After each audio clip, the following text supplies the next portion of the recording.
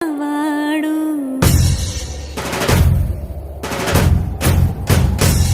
విడుముండోడు అని ఊరు వాడ అనుకున్న గాని మహారాజు నాకు నవాడు.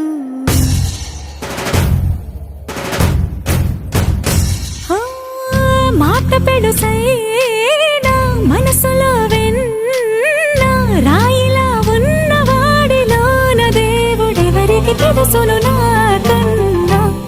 సూసేకి అగ్గిరవ్వ మాదిరే ఉంటాడు.